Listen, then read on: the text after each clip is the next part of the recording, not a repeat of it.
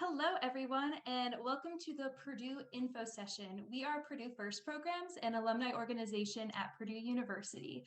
So we'll just be talking a little bit about kind of the basics of coming into Purdue, and there will also be a Q&A. So if you have any questions, go on ahead and just drop them in the Twitch chat, and we will get to them eventually.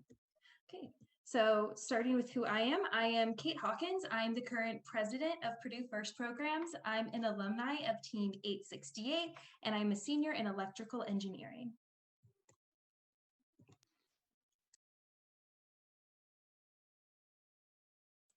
Sorry, I thought Daniel was going to go. Hi, my name is Grace Drucker. I am the current vice president of PFP. I'm an alumni of Team 1481 in Michigan, the Riveters, and I am a senior in computer engineering. Hello everyone, I am Daniel Dartel. I'm the current treasurer of PFP. I'm an alumni of Team 135, and I am currently a senior in construction engineering and management. Hey everyone, I'm Derek Froberg. I'm the current PFP regional director. I'm a former member of Team 1747, Harrison Boiler Robotics, so I'm a local. And I also am currently a junior in mechanical engineering. Hi everyone, my name is Lucy Baker. I am the outreach coordinator for PFP, and I am an alum of 3940 Cybertooth from Kokomo, Indiana, and I will be a sophomore in biomedical engineering. Hi everyone, my name is Jonathan Heidegger. I'm a regional member. I'm an alum of FRC Team 3176, and I'm a senior studying computer science. Hi guys, I'm Elise Sarosky. I'm a regional member and FRC 1481 alum out of Michigan, and I'm a sophomore studying biomedical engineering. So first, to start us off, I'm just going to tell you guys a little bit about who we are as an organization, so it's not just total strangers telling you about Purdue. So as Kate said, we are an alumni organization for FIRST Robotics here at Purdue. What we do as an organization is we mentor FIRST Robotics teams. So we have teams in FLL, FTC, and FRC. We volunteer at FIRST competitions and make it very easy to volunteer at these competitions and do some good in the world. We also plan and host competitions and events. You might know us for our off-season competition, Boiler Bot Battle, and our FIRST forums. And we also hold social events within our organization, like trips to the dunes or movie nights. So in order to have our organization function, we have our various sub-teams. So as I mentioned, we have our mentoring sub-teams. Our FRC mentors mentor teams 461, 1646, 1747, and 4272.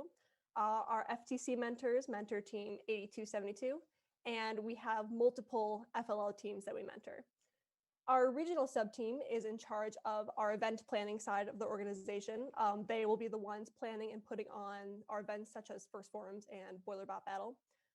We have our PR team who handle things like our social media, our merch, and just getting our name out into the world. Then we have our IT team, which handles the more technical side of our organization, like managing our Slack, our Google Drive, and our website. And lastly, we have our IR team, our industrial relations team. They are in charge of things like fundraising and filling out grants for our events to be funded. Also, a part of our organization, which is completely optional, but I recommend it if you happen to come to Purdue and join our organization, is the first leadership class. It is a 0 to 2 credit hour class, which means depending on how full your schedule is, you can take it for 0 or 2 or 1 credit hours. And that will be factored into your GPA, which is quite nice. And then we have, in the class, we do leadership workshops and FIRST Robotics workshops, such as how to find your niche in volunteering and how to be a better mentor. Okay, so I'm gonna talk a little bit.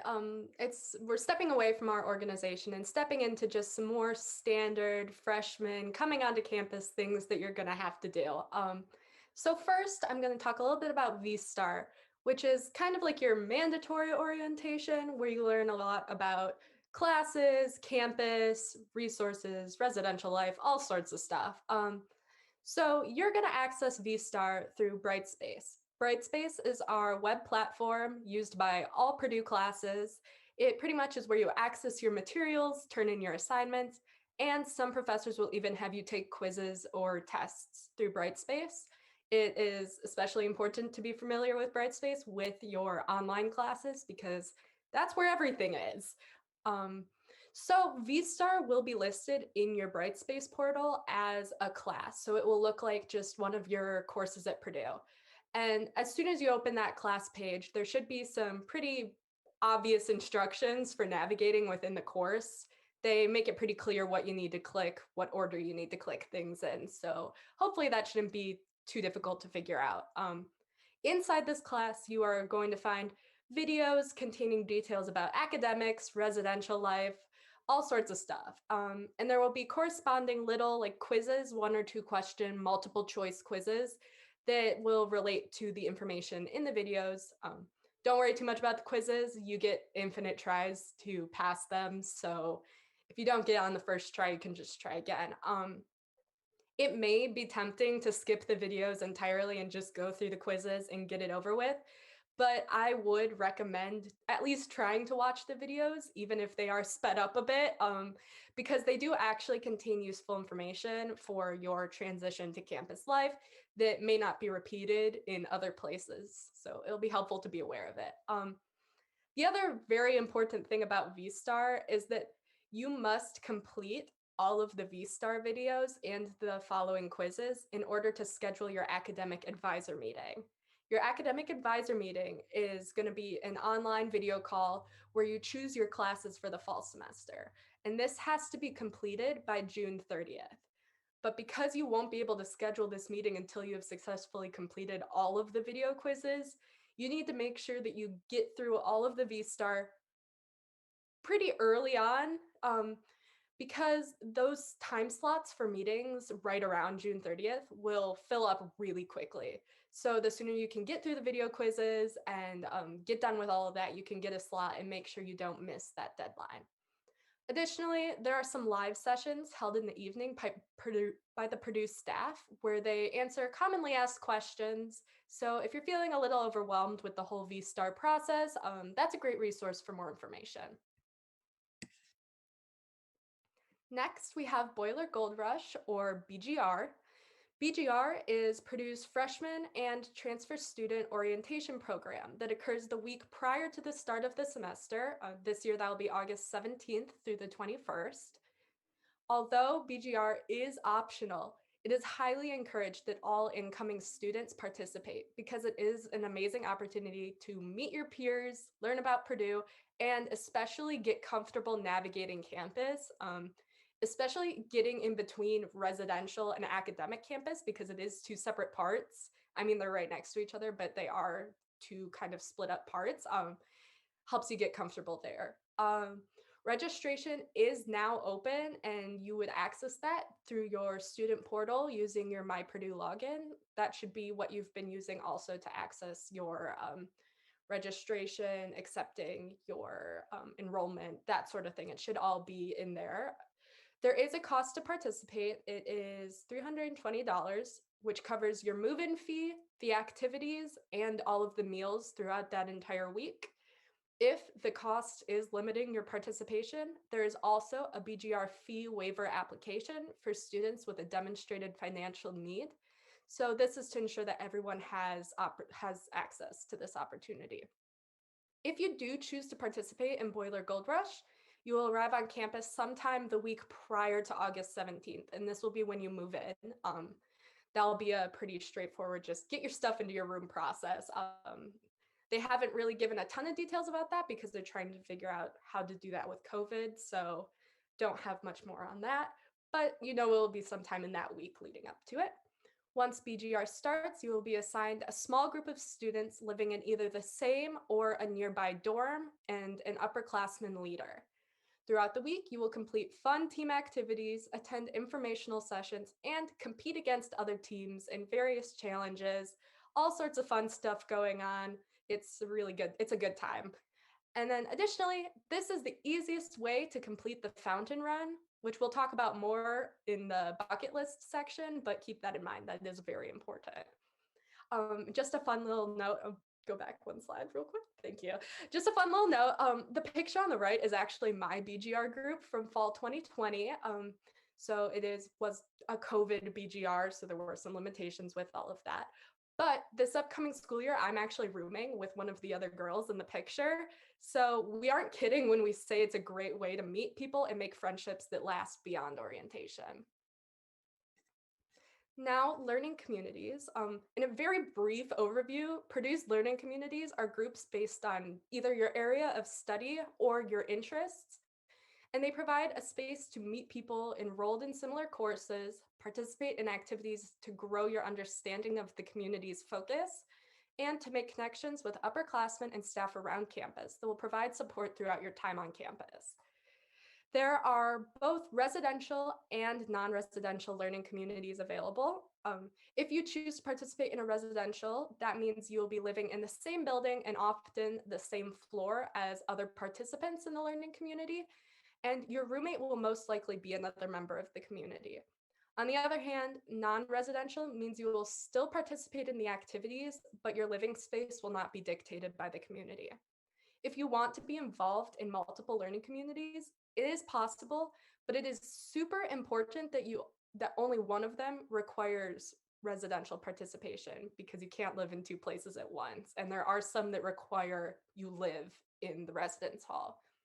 The best way to check this and to get additional information on all of the available communities is to visit that link at the bottom of this slide.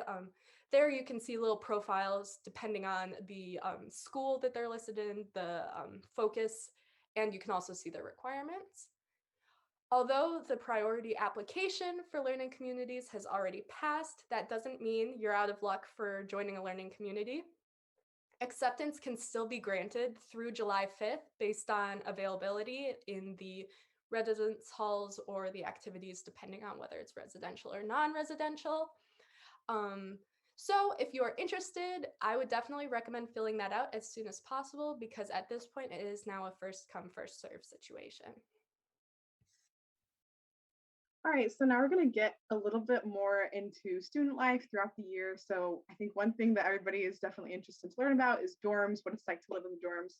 So if you have a roommate, one thing that you'll do really early on is sign a roommate contract with you, your roommate, and your RA, just to kind of have some rules and agreements down in writing so that you can refer back to that in case there's any complications with your roommate. So that's always good to have.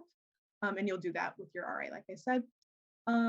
You can do a lot of different things with your bed. You can either loft it, keep it the same. That photo has lofted beds, so raised. You can also just keep it on the floor. Or something that I did was you can, like, on Amazon or somewhere, get bed raisers that kind of semi-loft it, but it's not all the way up, just for storage. I think it is advised to do some kind of a loft or raise so that way you just have more room for storage, because dorm rooms aren't super big and storage is kind of tricky. So some kind of space saver is to raise your bed in some way. RAs do plan a lot of things for floors and also dorms, events. Even last year when we had a whole bunch of COVID stuff, the RAs did a great job of doing events and doing ways to get you involved with people on your floor or in the building, get to know people, especially like kind of what Elise was talking about with learning communities. That's also a really good way to get to know people. There are study rooms and lounges in the dorms. Every dorm is different with like how it's set up and where the study rooms are. Sometimes they're like on the lobby floor, sometimes they're dispersed, same with lounges, but there are nice seating and lounge spaces to study and do kind of hang out stuff with your friends. And I think all but 2 of the dorms have some kind of dining or food restaurants in the dorms. For example, I lived in Meredith South this past year and we had Qdoba and Panera in the dorm, where like next year I'll be living in Windsor and they have a dining court. So a lot of the dorms have some kind of food restaurant in it. And if not, there's some really close by. as Elise was talking about, the learning communities, I'm pretty sure as a freshman are the only ways to guarantee which dorm you'll get to live in. And obviously that's whatever dorm is dictated by that learning community. But as an upperclassman or a sophomore, you do have more, it's kind of first come, first serve for dorms. So you actually kind of get to pick, if you choose to do on-campus living, you get to pick which dorm you live in. But as a freshman, I know this is a process you guys are going through now, but you don't get to necessarily choose which dorm you get to live in, except for learning communities. Dining courts. So there's a ton of dining options on campus, both with the dining courts and with other residential dining that's like restaurants, like I was kind of talking about, that Chick-fil-A, Qdoba, Panera, those kind of restaurants do take meal swipes.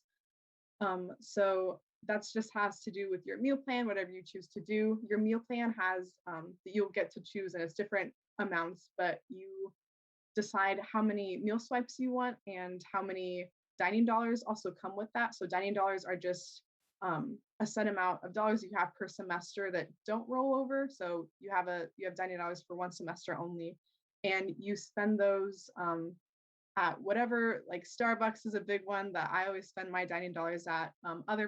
Other residential restaurants on campus that take dining dollars. Not all of the residential dining do take meal swipes, but all of them do take dining dollars.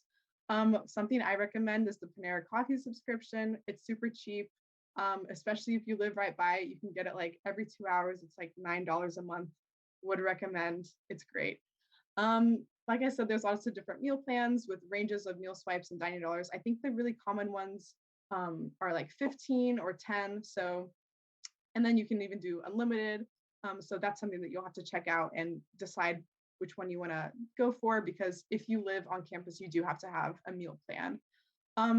Something is, don't stress too much about it. You can switch your meal plan at the semester. So if you start with the 15 and maybe you're not using all your swipes per week, you can go down or go up, either way. And those have different amounts of dining dollars with them. Like I said, there's lots of variety. If you're a picky eater, they are really accommodating. A lot of the dining courts have different like specialties. Like one of them always has vegan options or vegetarian options. Some of them specialize in breakfast things. So you'll get to know what your preferences are at dining courts, but they're all really good and usually have things that between all of them, something that you can get for lunch or dinner or breakfast. So a Purdue ID is something super important that you will use all the time, basically, to get into your dorm, to get meals, all that kind of stuff. So something that I would recommend is definitely a phone wallet or a wrist wallet, to have your Purdue ID with that. Lanyards are something I know that are really like used in high school, but I don't think they're as common. I think it's really nice to have it like in your hand, just ready to go. You can swipe it, pass it, whatever you need to do. So it's really convenient. I have a phone wallet I would recommend. Make sure to submit your photo early and make sure it's accepted so that you can get it right when you move in. Just something to note is you will have that photo for all 4 years while you're an undergrad. So make sure you really like the photo and that you don't think you regret it. But yeah, definitely try to do that before you move in so that it's ready for you and you don't have to use a temporary one. And yeah, make sure it's accepted. Purdue can kind of be shaky on that. Sometimes it's like too shadowy or something. So just double check your email after you submit it and make sure it's accepted and ready to go. If you lose it, it is free. I'm pretty sure for your first replacement, but after that, you have to pay $25. There is a website. If you just search Purdue ID, you'll find it. But yeah, there's a whole website for that, and you can make an appointment if you lose it, whatever happens. This is also how you access your e-accounts. So through your e-accounts, you can see your dining dollars amount left that you have for the semester, how many meal swipes you have left that week. And Boiler Express is another thing that is another e-account. You can just load money onto that and you use that. You can use it at dining places. You can also use it. That's how you pay for your laundry. So that's something you'll have to load some money onto to do your laundry and maybe even eat different stuff. So what to bring? These are kind of recommendations that go beyond the basic college, like Clorox, bathroom flip-flops. So these are kind of more inside scoop what to bring. So hammocks are really popular on campus. They're really nice, really good, like study breaks, or there's a bunch of trees to hang up your hammocks on. So would recommend that, especially in the fall and spring. Those are super popular. There's also a pretty big longboarding community on campus. So if that's something that you have, or maybe you're interested in, there is definitely a lot of longboard accessibility and a lot of people that you can connect with that. Um, as the picture indicates, bike locks are important. It's a tradition at Purdue that if people find bikes that aren't locked up, they'll put them in trees, which is kind of fun, but you'll make sure to bring a bike lock if you plan to bring a bike. Also, obviously, COVID stuff is kind of up in the air right now, but masks, try to have at least like one per day of the week so that that way it's not a hassle to try to get those washed in time and you have ones ready. Reusable water bottle and silverware, those are really important, especially the water bottle, so that you're not creating a bunch of waste and it's really convenient. There's a lot of filling stations around campus and in your dorms. A husband pillow, those are like the pillows with the little arms. Those are really nice for your bed when you're like sitting in there studying on your laptop, whatever you need to do. Trash cans with lids are also really nice for your dorm room, so that if you want to throw something away, that maybe food or something, it doesn't stink up your whole dorm. Slippers with hard bottoms, also really nice to have walking around in your dorm on your floor, maybe to go to the bathroom, instead of having to put shoes on. Those are really convenient. And then a tile or tracker for your keys, like your key lock, so that that way if you lose it somewhere, because those are pretty pricey to replace for your rooms. So I have mine on a little wrist bracelet and I have a tile tracker on it. So if I lose it, it's connected to my phone and I can find it. I've used that a ton. It's really great if you are prone to losing things. A doormat is really nice for right when you walk into your dorm room, and you can, especially when it's in the winter or raining, so that way you don't track in a bunch of wet shoe stuff into your room, but you can just leave them at the door instead of like, also, I know some people leave them outside their rooms, but that's kind of sketchy. So doormats are super, super nice and you can get them for pretty cheap.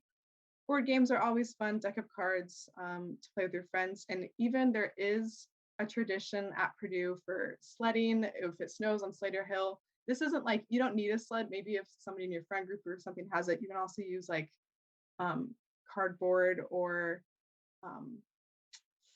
tote tops, tote lids, but that's something that there's a really big hill on campus that a whole bunch of people, when it snows, go and sled on. So that's always fun. If you have a sled and room for it, that would be fun. What not to bring is a car, especially for your first year. Parking is really expensive and difficult. And the bus system that is on campus is free, which is really nice. You can get to Lafayette through that, get to the mall, come back for free. And it's pretty set and scheduled, so it's pretty dependable. And try not to bring too much stuff. Dorm rooms are pretty small, and I think you always overpack than what you need. And when you get there, it's like, oh my gosh, I don't know what to do with this anymore. There are stores close to campus that you can stop by after you've moved in and you've forgotten something or you're working out in storage. So don't stress too much. Try to pack pretty small. And if you forget something, Purdue and West Lafayette have a bunch of places nearby where you can go pick stuff up. So I'm going to talk a little bit about what a typical day might look like. It's very different than high school, which is one of the great things that I've really enjoyed about college. So I've pulled my freshman schedule, both my fall semester and my spring semester. And so that's one of the first differences, is that usually your fall and spring semesters in college, everything is by semester. So you'll have a different class schedule every semester that you go on. The classes are going to range from around 7:30 a.m. That's the earliest a lecture would start. And then most of them will be done by 5:30 p.m. There are a couple weird classes where they might say it's an evening class, but for the most part, most of your classes are going to be done in that time. With that, there's not a planned in meal break. So you get to decide when your meals are, both lunch, dinner, breakfast, depending on what your meal schedule is going to be. You get to kind of work that around your classes. Sometimes it's easier than others. My spring semester was a little rough for finding a lunch break, but I ate just a later lunch that day. So you kind of get to understand where you have some breaks. One thing is that that is very different than high schools. You might have these huge breaks where you might not have classes for 3, 4 hours. And during that time, that's when you can do your homework. Some people schedule out times when it's like, I'm actually going to work on just this class's homework during this time, or our co-rec is an awesome facility. So booking a co-rec slot then, you just have a lot more flexibility in what your time is. And then for extracurriculars, usually those fit in around the 5:30 to 9 p.m. time frame. And those are either once or twice a week. And there's a whole bunch of different organizations that we'll talk about later that you can join, like Purdue First. And I just would say the biggest thing is using your calendar and scheduling it out. But this kind of gives you an idea of what class schedules and structures are looking like. You'll spend a lot less time in class, but I would guess for a lot of you, a lot more time out of class working on homework and other things in college. So that's kind of the expectation with that. So that leads directly into how do you get involved? I touched on when some extracurriculars kind of meet. The first one is the Be Involved Fair. This is a great opportunity where a lot of the student organizations will be talking to you. This happens during BGR. And there's a great opportunity where you talk with lots of different things. There's a whole bunch of tables and booths set up that you can meet lots of the 1,000 plus student organizations that we have here at Purdue. The ones that maybe couldn't make it to the Be Involved Fair, or if you have other things, you can always go back and check on our boiler link. That is what the site is called that kind of collects and organizes all of our student organizations. That also then links to organization websites. So you can go look at our website for Purdue First or for a whole bunch of other organizations. So that's the one hub to go to if you're trying to find some organizations. And the biggest thing I'd recommend is you want to use student orgs also as a way to find community. You can do that through your residential groups, like we've talked about. Learning communities are an excellent way to build your community here at Purdue, but also student organizations can be an excellent way to find other people with similar interests, connect with them, and build those friendships that are going to last a long time. The other great thing about student organizations is it links you up with not only just your peers that might be in your same grade level, but also one of the nice things about Purdue First or other organizations, whether that I could go talk to, oh, you're a junior or senior studying computer science. Hey, you took this class. What are your thoughts or recommendations on that?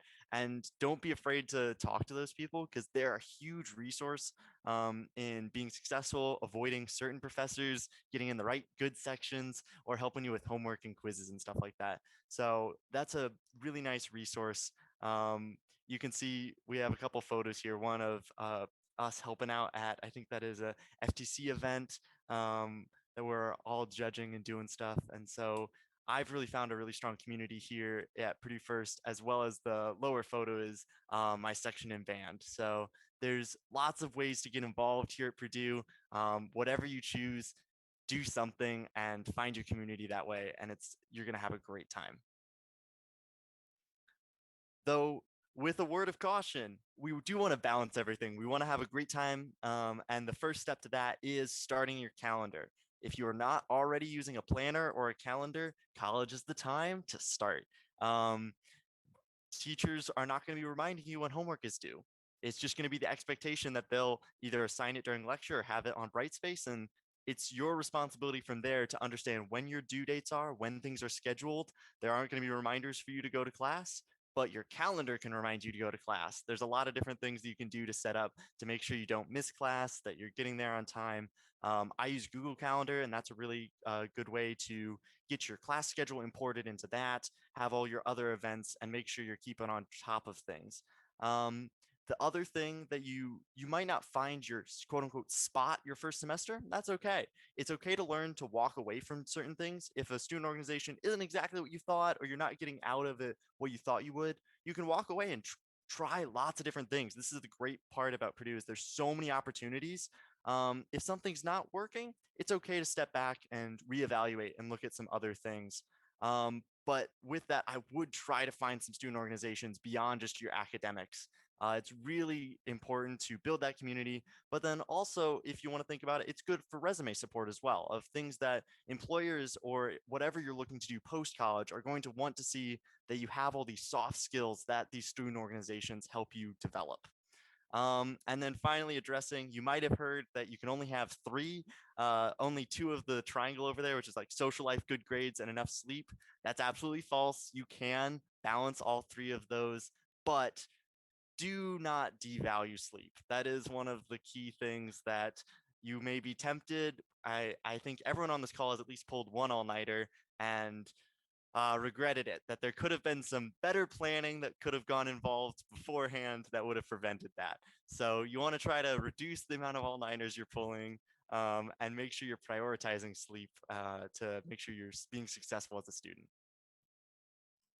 So I'm going to say it again, guys. Get sleep. It's seriously really, really important during your college years to make sure you're kind of taking care of your mental health. And sleep is really, really essential in making sure that you're mentally happy and just overall doing well. So just want to reemphasize, get lots and lots of sleep. Don't oversleep, but also make sure that you're getting 8 hours at least each night, just so that you stay happy and can think in the morning when you have classes. Some basic things kind of to start out for like when you're starting the semester. I've always found that having like a tablet laptop or something where you can digitally write notes is really, really helpful in college, because a lot of times professors will give you examples and lecture materials in a digital format. And typically you can convert those digital formats right to one of those kind of, right to one of those kind of tools. And it really, really helps with getting things done and just being really fast about stuff. So if you can, the Rocketbook, I think, is a cheaper option where you can go through and digitally write to stuff. Or if you have an iPad, you can bring that and use it as a note taker. These are just some really helpful tools. Also, at the very beginning, you might have some textbooks that are required by your class, but the professor will later on say, oh, you don't really, really need that. The professor or Purdue just says we need to have one. So really wait till like the first week and the professor will send an email and let you know what you need to be prepared to have. Typically, you can go to the Purdue University bookstore and get anything you need really, really quickly. So just kind of wait a little bit before you buy stuff. And you also really want to rent if you can, because typically buying it's a lot more expensive than renting. And also sometimes there are digital copies that are available that you can use, which is really, really useful. Another thing is at the very start of the semester, or a lot of classes will have group me's and kind of group chats started. And trying to join those is a really good tool at connecting yourself with others, but also kind of knowing what's going on in the class, because typically someone will send messages keeping everyone up to date. So it really, really helps. Also, when it comes for time to do exams, make sure you go and download practice exams online. A lot of professors will have their test either on the website, or there's websites available that will have Purdue test available. Also, these are just a big rambling list. Chen for calculus. Joseph Chen is like the best math professor at Purdue. Everyone loves him. If you feel that your math professor really isn't kind of giving you what you need in terms of like explaining things clearly, he's a really, really useful source. There are Chenflix. If you search up like Joseph Chen Purdue, there's like a website dedicated to hosting his lecture videos online. So just if you need it, it's there. Another really big thing is also making sure that you're always attending lectures. I think Jonathan kind of touched on it earlier, but you have a lot of independence, which is great, but also you never want to miss lectures, because a lot of times it'll be like super, super easy for a while and the difficulty will just skyrocket. And then if you miss that lecture day, it's like, oh, I guess I don't know what's going on anymore. And it can be really challenging to catch up. It's a lot harder to, catch up than it is to stay up to date. So just make sure you're always at lecture, even when like you're just busy and stuff. Just make it a force of habit. Also, really, really big thing, mental health wise, you will get bad grades most likely. Purdue typically kind of gives harder. I mean, professors are difficult, and typically let's just say, like, I got like 70 something on my final for math and ended up getting like a B. Like, they kind of just average it out. So really don't worry about the grade. Just make sure you're kind of looking at the average and making sure you're kind of staying around the average or above the average. Talk to the professor if you're below, and just try to make sure you're like staying on top of stuff to kind of keep up. Next slide. A really big thing on studying is you really, really need to find a good spot to study and a good spot to be productive. A thing I found personally for myself is your dorm room isn't the best place to study, because that's your place where you relax. And so you're more likely to get distracted there. Also, another place it's pictured here is Walk. Walk is a really beautiful building that's at the center of campus. And so it's like, oh yeah, I should go study there. But typically it's very overcrowded and kind of noisy. And so personally, I would kind of recommend I would not study there personally. There are a lot of kind of niche areas that you just have to kind of find. A lot of dorms will have dorm lounges where during the day can typically be a good spot to study and relax in between your classes. And then also another really big thing is a lot of all the buildings typically have a lounge for their respective major. So I know personally, I go to the ME study lounge. It's pretty much just a nice space with large open tables where you can go and kind of work. And it's typically quiet. And also you'll have people of your same major around you. So if you need help and it looks like people are working on the same stuff as you can maybe find a new friend or start a study group. And that's a really, really big thing is study groups are really, really helpful in college because it's really hard to stay focused for long periods of time. So just kind of having some friends that you work on homework with and just kind of talk about problems with can be really, really helpful in being successful academically. Don't study at Walk. Another really big thing is there are a lot of tools available to you online. Purdue provides some really, really useful things. PrintBW at purdue.edu. If you send a PDF to that email, you can pretty much have anything queued up to print almost anywhere on campus. There are a lot of printers that are marked with like paper cut. And so if you just go through and email whatever you want printed to that, you can find one of those paper cut printers. It'll just have like a little sign saying paper cut. Log into a website, it'll explain it on the printer, and you can go and just queue it to be printed. That's just a really useful thing to kind of have available to you because the Purdue printing system is kind of confusing. Another big thing that I use a lot is the Unitime personal schedule, and you can go through and export from the Purdue system with all your classes in iCalendar. An iCalendar essentially can just be added to any type of software. I know I personally use it with Outlook. I'm pretty sure it works with Google Calendar or whatever the Apple version of stuff is. So pretty much download that and just copy your school schedule and like class schedule into your calendar, and it can be really, really helpful for remembering stuff. Another really big thing is there are some Purdue specific apps you can download. So there's the Purdue Laundry app, the Purdue Menus app, which has all the dining court stuff, and Brightspace Pulse. Brightspace Pulse is like the Brightspace website, which has all your classes listed and where you can access your kind of course websites. And then Purdue Laundry, I mentioned earlier, but you can look at what laundry machines are available in all the dorm rooms on campus, which is really, really useful because you don't want to walk down and find that nothing's open. And you can also even see how long your machine still has to go even on that website. Another really big thing is, so Symbolab is a math help website. You can typically get integrals that are really difficult solved. My own word of caution with this is typically you want to use this as a checking tool because some of the math courses have you only get a few number of guesses online. So kind of try to your best to go through and do it yourself and then use Symbolab to check and then cross-reference your work and figure out if you messed up and like find the error, because typically Purdue math exams are painful if you can't do integrals. So really try to force yourself to just do a couple of them and then use Symbolab to kind of assist and just kind of make it your life easy. Weekly Joys, really useful website for going through and doing exams for exams, midterms and all that. They typically have hosted a bunch of random Purdue classes. I think it's kind of ME focused, but they also have a lot of math exams available. So really it's useful to download old exams and just take them and cross-reference. They have solutions posted too. So it's just really useful stuff. Rate my professor. The professor you have determines how well you do in a class. It's kind of a thing. You got to make sure that you kind of find the good professors so you can learn. A lot of professors, some professors can be very open to talking to you and, helping you figure stuff out. Some professors, not as much. They still teach well, but just try to find the 3 and up professors on Rate My Professor. And it's not the end of the world if you don't get one. It's, in general, most professors are all right. Just having a good professor can be really, really nice. Personally, for scheduling apps, I use Microsoft To Do. It's a digital checklist where you can add and set reminders for due dates and stuff. You can get a really easy app on your phone that kind of gives you weekly, what tasks you want to do. So you can kind of add stuff to your calendar and then go through and add stuff to your day. And I think it's really helpful. I know other people just make their own list just each day, but I think having a system that kind of manages my to-dos and then is like, hey, this is due then, so you should do it today, that really helps me personally. Also, Shovel is a nice online software that Purdue provides. It allows you and gives you tips on when and where to study based on how you're kind of progressing through your class. So it's really, really helpful when you're trying to kind of make sure you're studying for exams.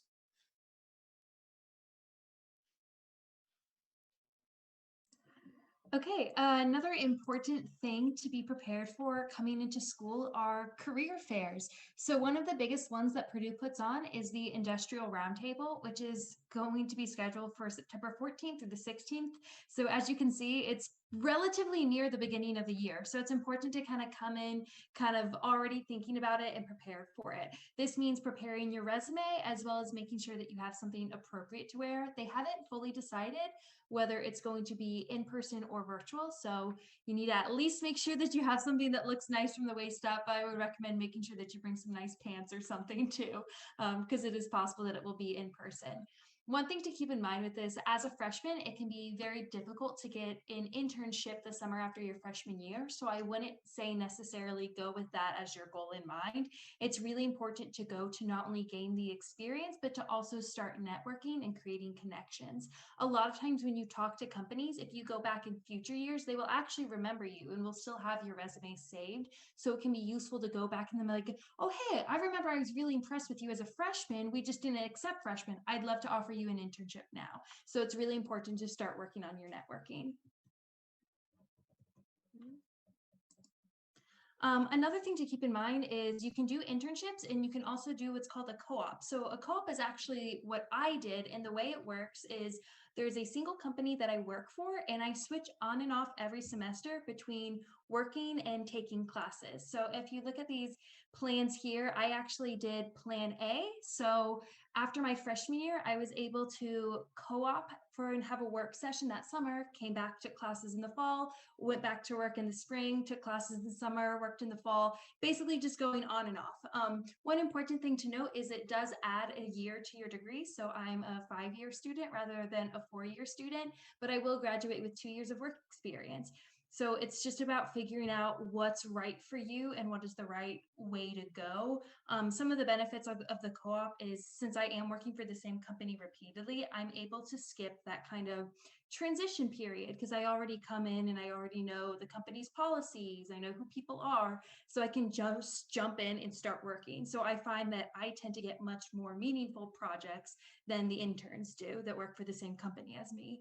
One thing to keep in mind with it though as a downside is, since you're never really there for a full academic year, it can be a little difficult to like really be involved in any sort of like organizations or anything. If you want to say have a leadership role or something like that, it's pretty difficult when you aren't going to be there for a full year. So just figuring out kind of what's right for you. The co-op is something that you would apply for in the spring, so you have plenty of time to think about it. And then going on to kind of like a bucket list of items that you should try to get done at your time here at Purdue. The first one is Den Pops. So there's a store at Purdue called the Discount Den, and they are known for having super cheap and super large sodas with a whole wall full of recipes of different types of sodas that you can mix together to kind of create your own, I guess, custom soda. So it's a bit of a tradition at Purdue. It's something that you might do during BGR if you do end up doing BGR. Another thing that you will do during BGR is the fountain run, which Elise explained a little bit about earlier. So what it is you run through all of the fountains at Purdue, and it's something that you do with your BGR group. The reason why it's much easier to do during BGR is because it's technically not something that you are allowed to do, but Purdue lets students do it during BGR. So it's a bit harder to get away with it just during a normal day of the year. So just something to keep in mind if that is something that you want to do. Slater Hill sledding, this was something that Lucy mentioned a little bit earlier. So there's a hill at Purdue called Slater Hill. So when it snows, students like to sled down it. As she kind of mentioned, some students will bring sleds. It's also kind of fun to see how creative students can be and what qualifies as a sled. So that's something to keep in mind as well. There's also the Boilermaker Special, which is something that you will definitely see driving around campus. It's kind of that middle but first picture there. It's kind of a truck that looks like a train. So the entire back is open and you can actually sit in it. So if you can do it at some point in your college experience, I highly recommend trying out and riding the Boilermaker Special at some point. I personally have done it and it was a lot of fun. There's also Purdue Grand Prix, which is a go-kart race that Purdue hosts. So whether you want to actually partake in being part of a Grand Prix team or not, I highly recommend at least just going and seeing the race at some point. It's super cool, and odds are you will know someone who's on some team, so you have someone to root for. Another thing is the farmers market that Purdue hosts every Thursday when it's nice weather. It's hosted in Memorial Mall, so you can get fresh produce if you want that, or plants, or there's even just kind of like food truck setup. So if you just want to go and get lunch or something like that, I highly recommend doing it. And then there's Purdue Sports, which I'm sure a lot of you are already pretty familiar with, but football, volleyball, and basketball are all super popular. I highly recommend going to at least one game for each of the sports at some point. You can actually get what's called a boarding pass, which gives you access to all of the Purdue home football games, and then you can apply to then get tickets for some of the other Purdue games, and then you can also sign up for then game specific ones. So then there's something that's called Paint Crew, which gives you access to all of the basketball tickets. So I recommend doing that if you are interested in going to a lot of the games. You can save quite a bit of money. Some other useful things to know is that there is something called the BIDC, which is the Bechtel Innovation and Design Center. It's basically just a large manufacturing lab, kind of what you're probably pretty familiar with robotics. So a lot of people don't really know that it exists. So I highly recommend, if you ever want to manufacture something, to go to here. The TAs are super helpful and will help you with anything you need. There's also a bowling alley located in the Union, and you can actually take a bowling class if you wanted to have class here and learn how to formally bowl. If not, you can still just bowl for fun with your friends. There's also engineering seminars. So if you're going into engineering for your first year, there's kind of a lot of different like 1 credit hour classes that you can take. So that might be something that you want to add on to it. I personally did like an intro to manufacturing one. I know there's also like women in engineering ones. So when you go on your STAR day, I'd recommend bringing it up to your advisor, and she can pull up the list of the available engineering seminars. And then you may have heard about the COREC if you have toured campus at all. It's basically a gym plus a bunch of extra fun health-related stuff. One of those fun health-related stuff that they do is cooking classes. So they usually have a different theme. I personally went to, it was the themes of Mexico or something like that. So we learned how to make like street corn, and we made tortillas and just different stuff like that. So it was a lot of fun, and plus you get to eat during it. So I'd recommend doing that as well. So now we are going to take this time to kind of answer some of the questions that you guys have given us so far. So Daniel, if you want to kind of take it away. Yeah, so I've kind of been compiling questions as we've been going on. I will now be reading those off. And if you have any questions, whether it's related to something we've talked about in this presentation or anything about Purdue in general, please feel free, and you haven't put it up on chat, feel free to just throw it in chat. We'll get to it eventually. And yeah, we can answer any questions from any of us that have talked on kind of this chat. So if you have any questions from any of us current Purdue students, let us know. So kind of going in the first question, what is the biggest difference between engineering and engineering technology, or also known as polytech? So I know personally, I've talked to a couple engineering technology students. I'm pretty sure one of the major things is the fact that engineering technology typically has more hands-on approach. Typically, you go through and you have more project-based classes. Not saying that or engineering doesn't have project-based classes, but it's a lot more like, oh, practical skills, kind of doing stuff, and also some of the design aspects. I know from my own, like, I wish I was doing more hands-on projects. Typically, all the engineering classes, you do theoretical things, and a lot of sometimes we'll do project-based things, but like it's typically not that much compared to what maybe you're used to with first. And so you have to kind of go to clubs to get that, oh, I'm doing hands-on stuff and messing around with stuff kind of experience. I don't know if anyone else has anything to add to that. Yeah, it's just kind of going off of what you just said. A lot of polytech is you're doing kind of more of the hands-on stuff, whereas a lot of engineering is you're doing more of the theory behind it. So you're doing a lot more kind of math and science behind engineering. Anyone else have any thoughts, or can I move on to the next one? Sometimes engineers will actually end up in engineering technology because the general idea, if they didn't end up doing what they thought they were going to be doing, they were kind of thinking of they would be getting to go in and do more hands-on things of design this and build this, but then they weren't doing that. Instead it was, oh, hey, use this formula to solve this, solve these equations and do that kind of stuff.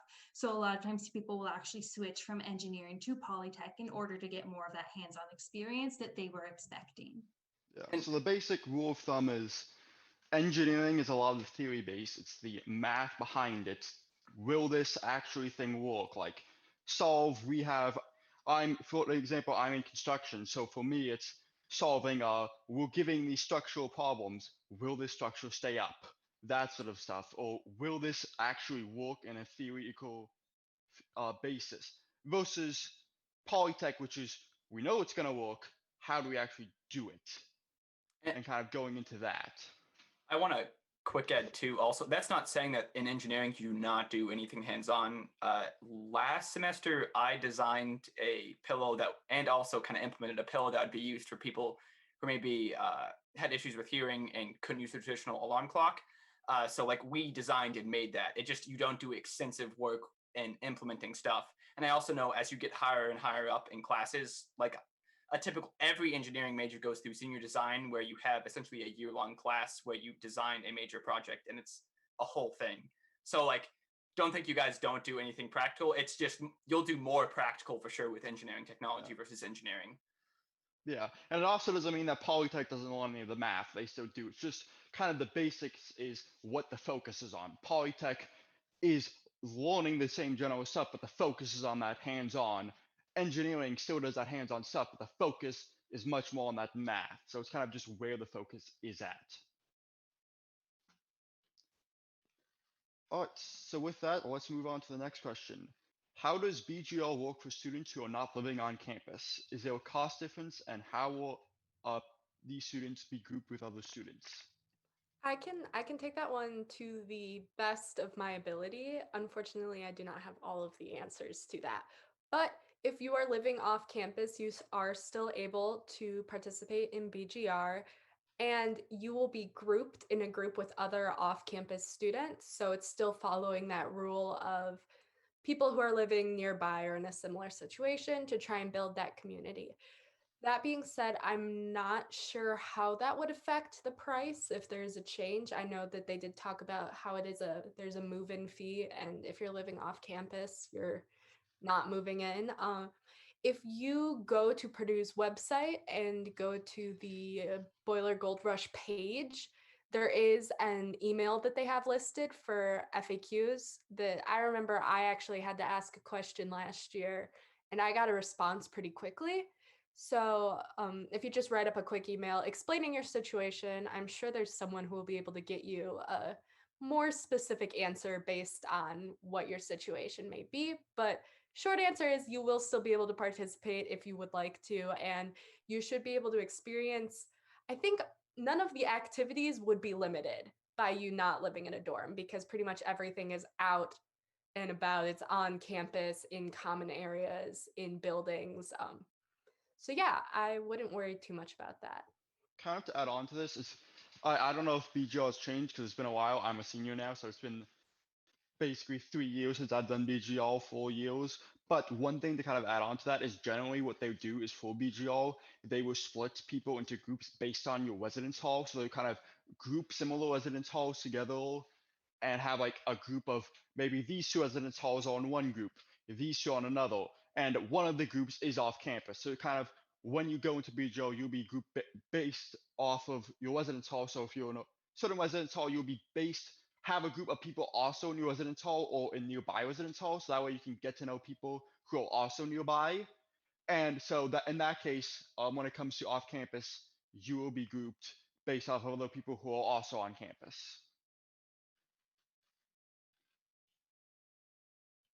So yeah, if there's nothing else to add, next question. Is the BIDC available to all students, specifically Polytech students, and does it cost anything? Yes, the BIDC is available to all students and it does not cost anything. You do need to provide your own materials, though they do have like a whole scrap area. So if you can find something in there, it's free. The only thing you need to do beforehand is there are these like passport classes. So you need to make sure that you do those, which basically just gives you like the certifications you need to use the different tools. But it is free and available for all students. I want to say I'm pretty sure each Purdue student gets like a small cube of 3D print material each week for free. I had a friend who made small little dinosaurs each week with his free 3D printing.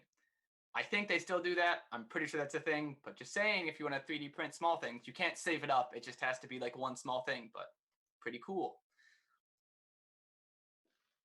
Okay. Next question.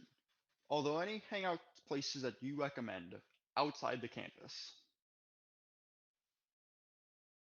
There is a whole, like, I guess almost like a downtown area called Chauncey, which is right next to campus. So it has a lot of like restaurants and cafes. So usually if I'm trying to go anywhere with a friend off campus, I'll go there. I know there's a cafe called Gray House that is pretty popular and it's like within walking distance to campus. So if you need to get to it, it's pretty close by.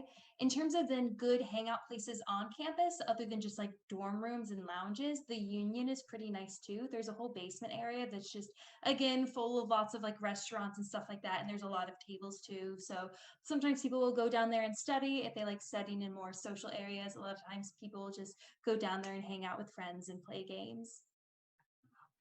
And to I build sh- off of that a little bit, down in the Chauncey area, there's also, before COVID, a movie theater. Like, movie theater's still there. I remember watching movies with my friends. I think we saw like Endgame down there. It was insane. So I have a lot of fond memories of like watching movies down there. There's also like for restaurants, if you haven't heard of Triple X yet, that's like a really great burgers place that's in that area. If your parents are like, hey, let's take you out to dinner, you go to like Nine Irish is like the classic place if your parents are paying. It's great stuff. to add on, going back to the Union, I believe the Union basement is currently going under renovation, so I'm not sure when that is supposed to be done. I think it's supposed to be done late 2020 or spring 2022. So you may not that may not be open. Those restaurants in the Union may not be open till like when you first arrive freshman year, but they all planning on doing opening at some point. So keep a lookout for that. And yeah, Chauncey Hill is a big place. It's basically the downtown West Lafayette, so you'll see a lot of people going down there, and also a lot of apartments all in that area. So if you're living off campus, you're also likely to be down in that area. Yeah, I know something else in Chauncey. There's a few like good things to go. There's like a really small Target there that's really nice. You can also get like ice cream and boba tea is like a big thing. And then there's a really big bookstore called Vaughn's that's just kind of fun to go and like peruse. And it when I say bookstore, that's being like humble because they like it's so big. There's so many things. You can spend hours in there. Like go get some bubble tea, have a nice little study break with your friends. Yeah, and that's on Chauncey too, like within walking distance from even the dorm side of campus. Vaughn's sells everything. Like if it exists, it's in Vaughn's somewhere in its depths.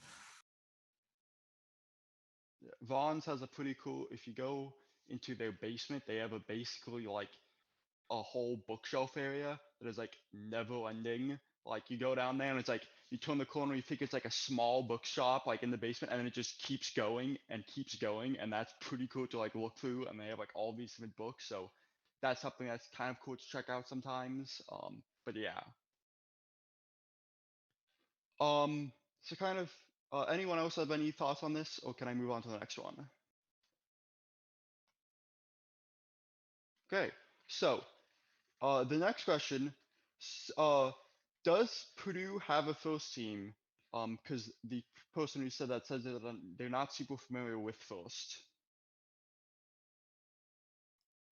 So Purdue itself doesn't have a first team because first is just K through 12, but we do mentor several first teams. So there's 4 FRC teams that we mentor, and then which is kind of high school age students. And then there's an FTC team that we mentor, which is middle school and high school age students. And then there's several FLL, which is kind of more of the elementary school age. So while we don't actually have a robotics team ourselves, we do help mentor other teams. And if you're interested in doing a competitive team at Purdue, if there are competitive engineering teams, there's one of the events is IU has Little 5, but we have a go-kart race called Grand Prix. And so there's a whole bunch of engineering teams that build go-karts and race that. There's also quite a few technical organized student orgs that are focused on different competitions. IEEE hosts quite a few student competitive engineering groups that you can get involved with if that's what you're looking for. There's also some of those competitive ones that are kind of on the more wild side where it's a very specific goal. So if you're looking to branch out a little bit from your usual competition and do something very specific, very fun, it's it's another cool way to get involved and have that competition atmosphere. So there's actually a ton of options beyond just a typical robotics like competition. So I'm sure you could find something if that's what you're looking for. Yeah, and kind of going back to clubs, like we said, I know we've mentioned Boyle Link. Boyle Link is basically the club kind of student organization, like archive slash database of all the organizations. So you can basically go into Boyle Link and look through all of the different organizations that are on campus. There's like 1,000 or so, like or more, and you can look at all of them to see stuff that's interest, and you can also filter it. So like that you can filter it by academic based student orgs or like social student orgs or whatever you want to go. You can filter it to see kind of what you like. And so like if you want to see what kind of different teams that are like this that do this sort of stuff, you can just go into Boyle Link and kind of filter it to see what is there.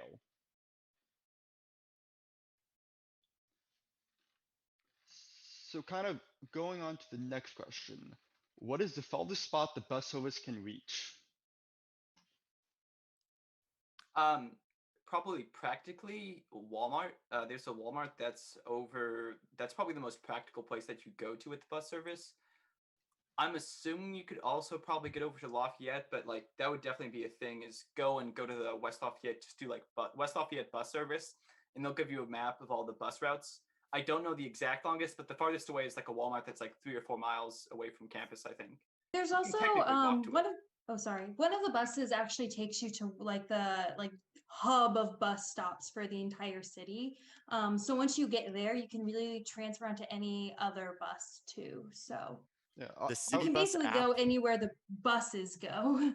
Yeah, the City Bus app is really good. It'll show you where all the buses are in real time, as well as all the routes. And like you can put in locations and it'll say, okay, take this bus, get off here, take this bus, and then you're there. And with your Purdue ID, you can ride for free. That can be especially useful on a cold day, so you can stay in your dorm until you know the bus is getting to the bus stop outside. Yeah. So the going back to the Walmart is very easy to get to. It has a direct bus that goes to it from campus. And yeah, like they said, you can transfer to buses. So I believe like you can easily go to like there's a mall in Tippecanoe. You can get to that by the bus. I know I transferred it because I had to do for one of my internships. I had to get drug tested, and the place I need to go to is on the complete other side of Lafayette. So I actually had to transfer buses and all that. So that was probably pretty full.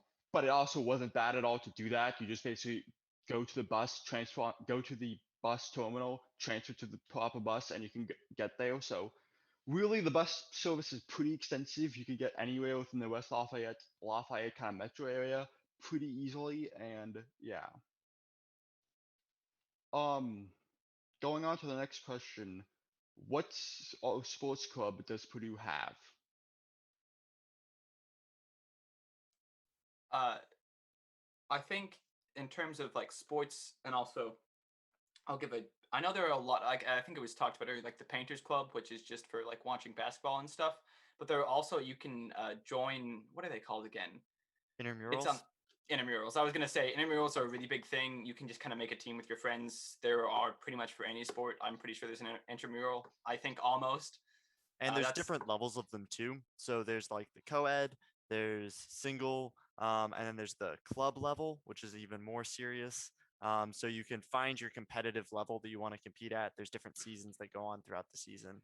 And the intramural system, that's all hosted through the COREC.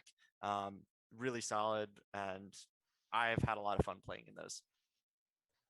Also want to add that there are a lot of sports clubs that Purdue has that aren't really typical. Like you might find a new sport that you would end up enjoying a lot.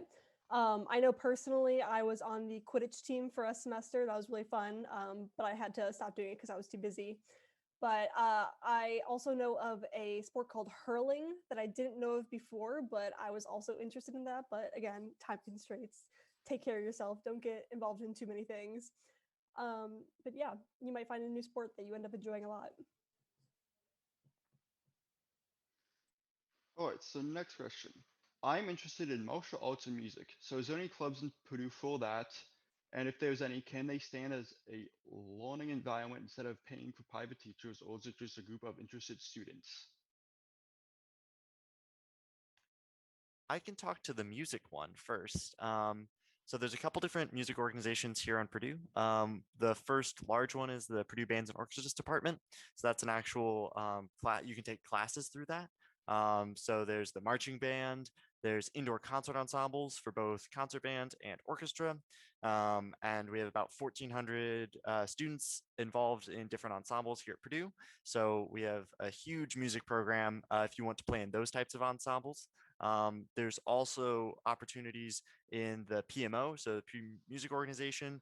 They do, I think, 7 different choirs. They also host the PMO Christmas Show, which is this awesome choir concert that they take over Elliott stage and put on a huge Christmas concert for the community.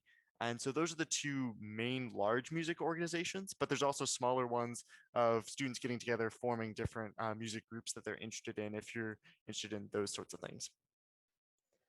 Yeah, I think that might be something where, kind of as Daniel mentioned earlier, Boiler Link would be very useful to kind of just go in. You can search through the various organizations, like just type in a search bar. So you can type music or martial arts or kind of whatever you're looking for, and a whole list of clubs will come up, like different information about them. So I don't know of any specific martial arts clubs or anything like that, but I'm sure there's varying levels for how much of it is just like a group of students who are interested versus how much of it is like you're actually actively doing it and learning. So I'd say using Boiler Link as a good resource would be super helpful for that. I looked into martial art clubs when I was a freshman. I was a very ambitious freshman, extracurricular wise, but I didn't end up joining any of them. But I know for sure I saw Aikido, Taekwondo, and a couple other ones. But there definitely is a presence on Purdue for that, and they all seem super friendly. So I think you would have a lot of fun in one of them. Yeah, Purdue has 1,000, literally 1,000 student organizations. So if there's something you're interested in, assume there's a student organization for it. If there's not, you can create one. Yeah. It's super easy to create organizations. So and Purdue's super open to new orgs. I personally gone through the process because I went through a club kind of before COVID, which kind of messed some of the stuff up. But I actually went through creating a club, and it's super easy. You just basically need a group of students who are interested and a president and treasurer, and you can do it. So it's like, and they have a lot of resources. Office of Student Organizations (SAO) has a lot of resources for new clubs if you want to create one. But also there's clubs out there for basically everything already. So chances are you'll find something, and a lot of things will have clubs of varying degrees. So you may have like multiple clubs to the same thing, one that's maybe much more academically focused, whereas versus one that's much more friendly. So like, there's stuff like at different engineering groups, like you have clubs for a group of engineers that may be one that's super academic focused, but then one that's just oh, we're all engineers in the same thing, and this is a hangout place, a place to hang out rather than academic. So you can definitely find some varying degrees of stuff where you do academic stuff versus where you do social stuff. And so yeah, there's a ton of different stuff for basically anything. And if there's not, it's very easy to make it.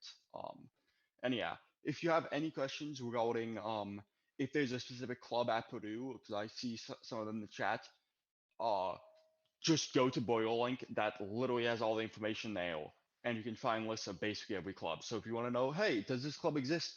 Go on BoilerLink, and you can see if it exists. Because like I said, you can literally type in the name. So if you want to look for oh, I want to look for boxing, you can literally type in boxing and it'll show up any clubs that have that in the name. Or you can look through and filter it by stuff. So you can filter it by academic clubs, you can filter it by social clubs, you can filter by engineering clubs. So it has a great way to filter it out so you can find stuff that are in that group. Yeah, So one kind of more thing on the music part of it is there are actually also just like music learning classes available at Purdue. Like I know piano, for example, like you can take like piano 1 or piano 2 or whatever. I think because like Purdue doesn't have music like a music school, it is kind of like limited.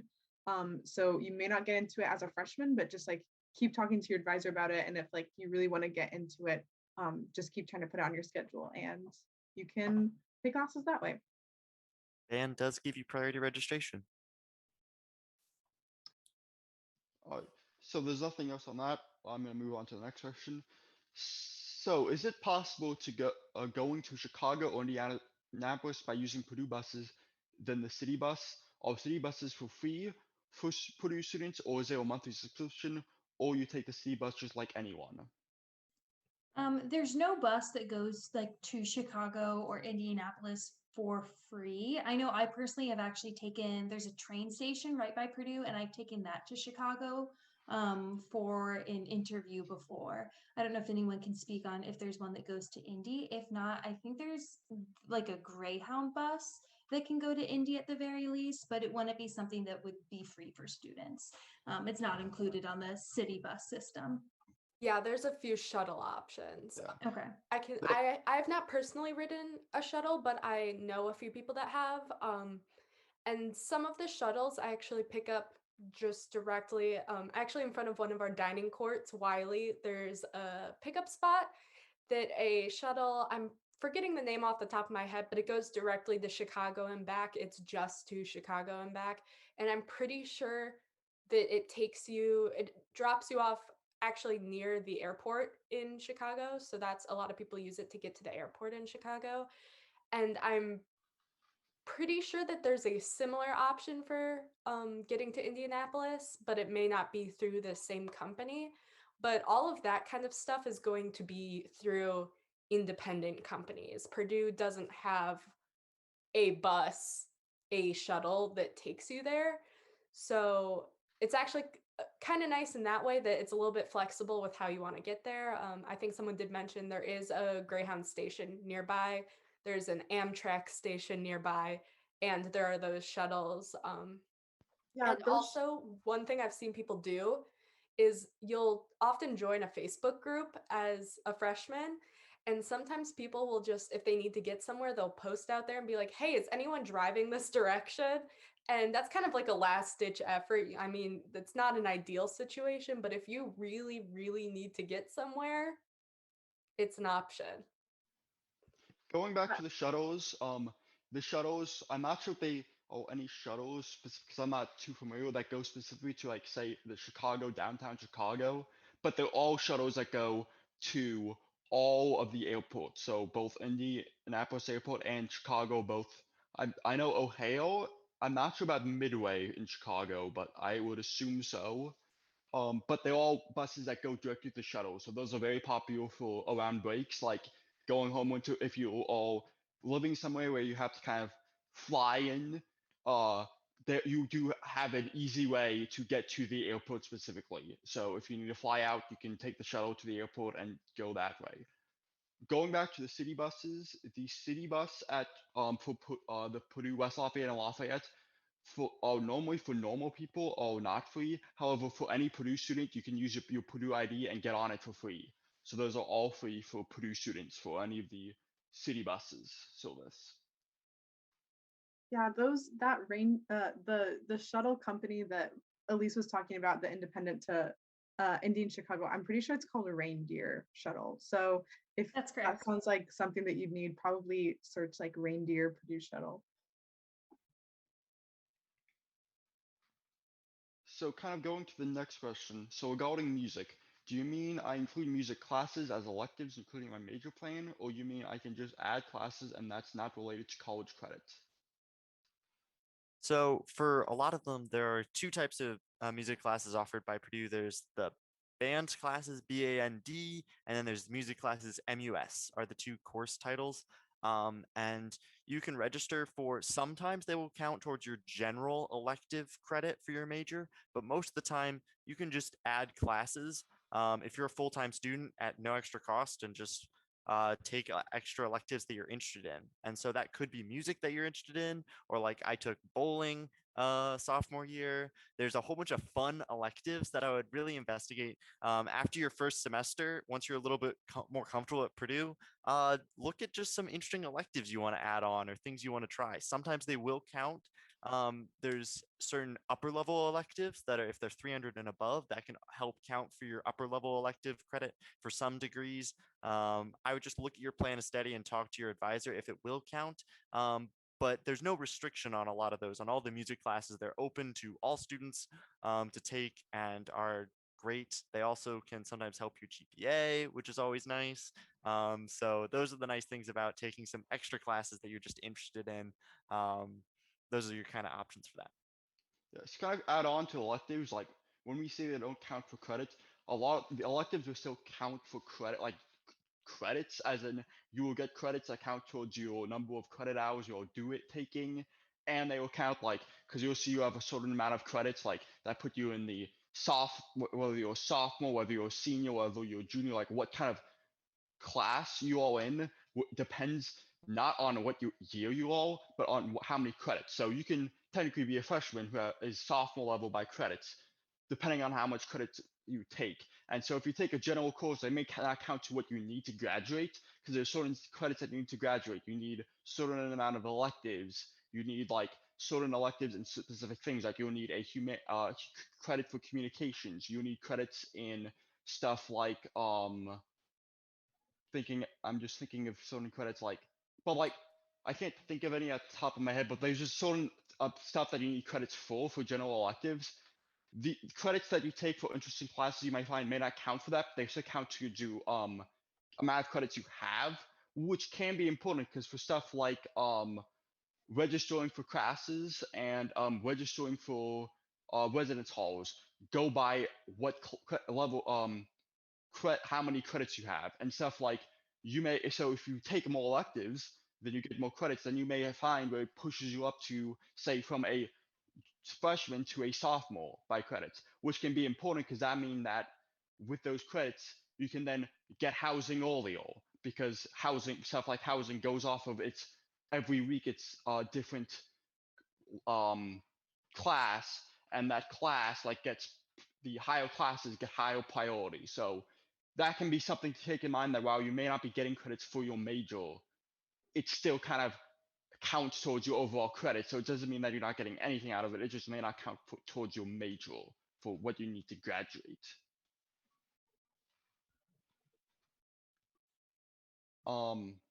And also going on, you can pretty much take any class. You don't need to take it for your you don't need to take it.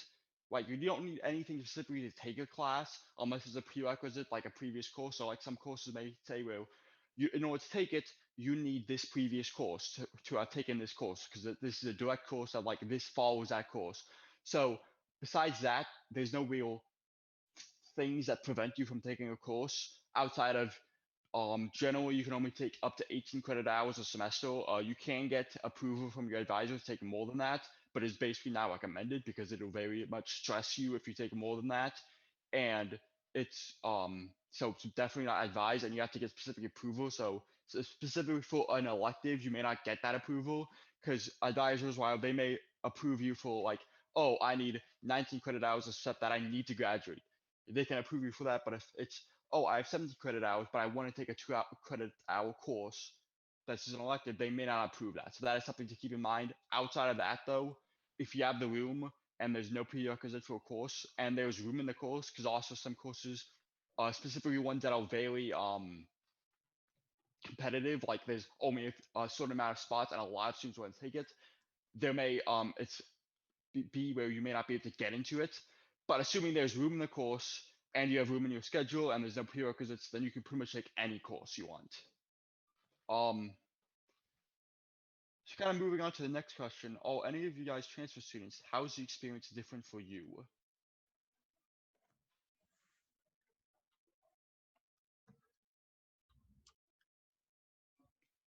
I'm not sure if there's anyone currently here that is a transfer student.